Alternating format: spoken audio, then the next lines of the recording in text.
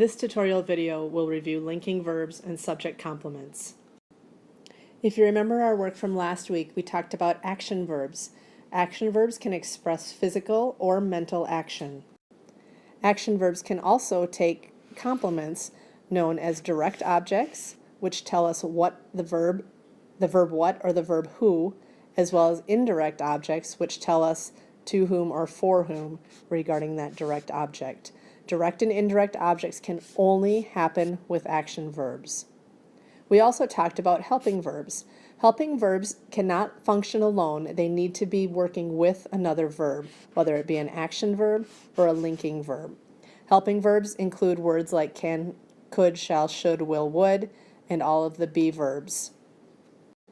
Today we're going to talk about linking verbs, which can also take on complements. The linking verb complements are called predicate adjectives or predicate nouns. They can have one or the other. Some linking verbs take no complement. Those are called state of being. We'll talk more about them in future slides. Linking verbs are called linking verbs because they connect the subject or link the subject to a word at the end of the sentence. That word comes after the verb. So if you look at the diagram here, we have a subject and then a linking verb in the middle, and then a complement, a predicate adjective or predicate noun at the end of the sentence that either renames or describes that subject. Those are called subject complements. The most common linking verbs are some form of the verb to be been, being, am, are, is, was, were. Other verbs can also be linking verbs. Sometimes they can be action verbs, so you have to pay attention to how they're being used.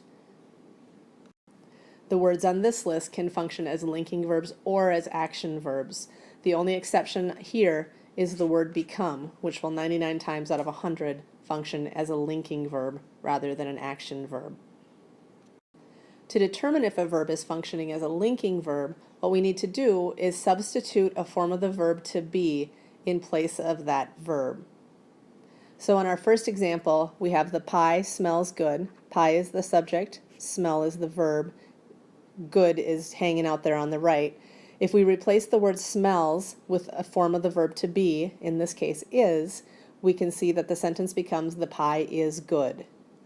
The second example, Joseph is the subject, smelled is the verb, pie is doing something hanging out there. If I look to the right and change it, replace it with the form of the verb to be, I have Joseph is the pie. Because the meaning changes, I know that that second sentence, the verb is not acting as a linking verb. It's functioning as an action verb, and therefore pie is in fact a direct object. So the linking verb rule is that if you can replace the verb with a form of the word is, been, being, am, are, is, was, were, or if you can replace the verb with an equal sign and have the sentence make sense without the meaning changing, the verb is functioning as a linking verb. So here we have a linking verb, and in the second one we have an action verb. Sometimes it helps to think of linking verb sentences as scales. You have the subject on one side, you have the linking verb in the middle, and then you have that subject complement over on the right. That subject complement will either describe or rename the subject.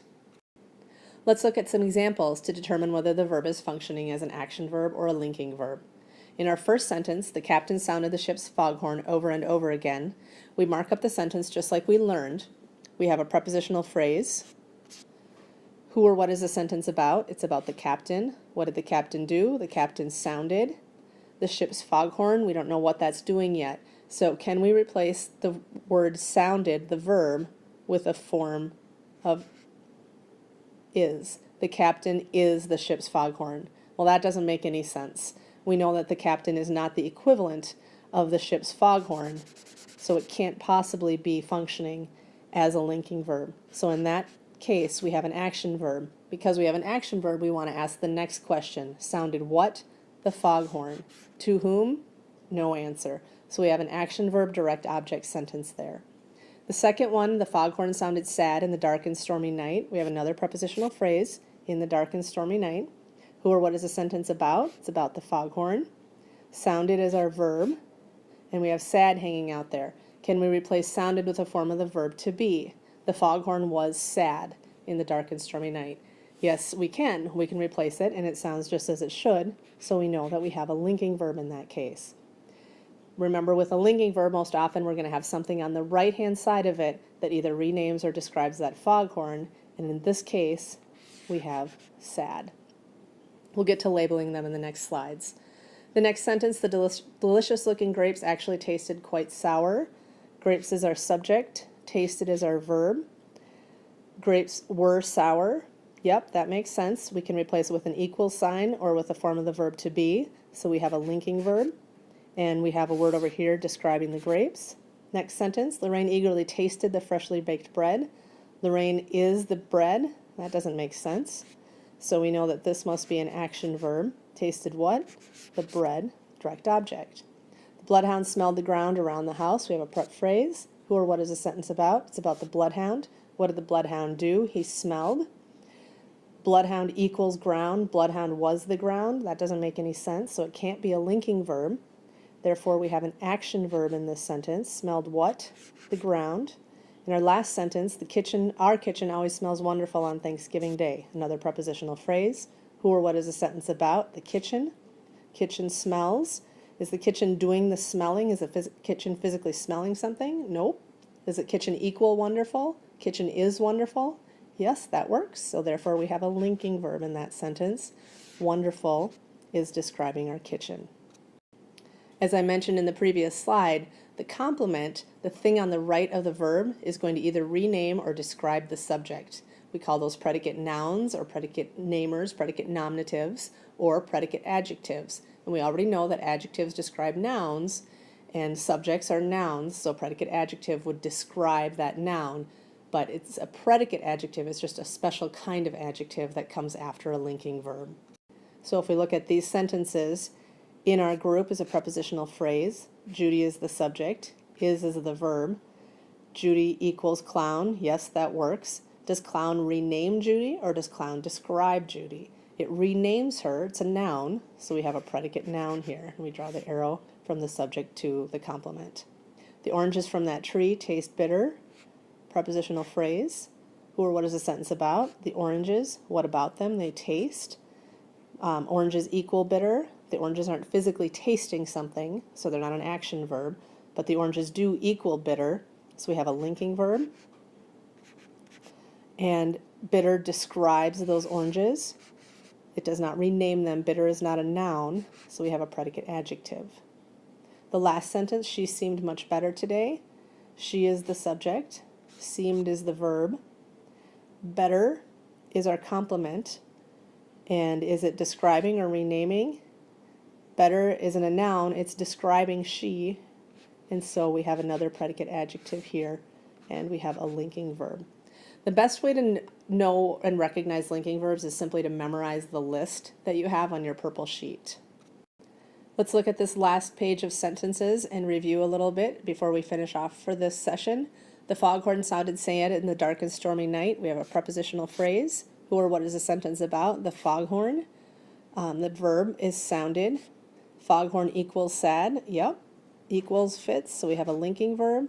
Sad is describing the foghorn. So we have a predicate adjective.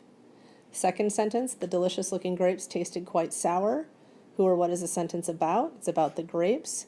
The verb, what were they? Tasted. And are the grapes tasting something? I don't think so. The grapes equal sour, though, so we have a linking verb. And sour describes them, predicate adjective. Our kitchen smells wonderful on Thanksgiving Day. On Thanksgiving Day is a prepositional phrase. Kitchen is the subject. Smells is the verb. Kitchen equals wonderful. Yep, we've got a linking verb. Wonderful is describing the kitchen, and so we have a predicate adjective. Her mother is a pilot for American Airlines. Prepositional phrase. Mother is the subject. Is our verb. Mother equals pilot. Yep, we have a linking verb. Pilot here is renaming mother. And something to remember with predicate nouns, if you can switch them around, you probably have a predicate noun. The pilot is her mother. Her mother is a pilot. If you can reverse them, predicate noun. The predicate adjectives, you can't do that quite as easily. The foghorn sounded sad. Sad sounded the foghorn. Just doesn't quite work as well. The next sentence, the cheetah was the last one of its kind in the savannah. We have in the savannah, of its kind. Who or what is the sentence about? The cheetah. The verb is was. I know that just because I know my be verbs are all verbs. Cheetah equals one. Yep. The last one was the cheetah. We have a predicate noun here. This one is tricky and one you likely will make a mistake with if you're not careful. Remember that pronouns can also function as nouns, and one is a pronoun that renames that cheetah. Last is an adjective describing the predicate noun. So here we have a predicate noun with an adjective. This is not a predicate adjective because it's not describing the subject, it's describing the predicate noun, so it's a regular old ordinary adjective. Predicate adjectives only describe the subject. The last sentence, the students seemed tired after the long weekend. One more prepositional phrase. The sentence is about the students. The verb is seemed. Students equaled tired. Students were tired, yes. So I have a linking verb here. Tired is describing the students, not renaming them.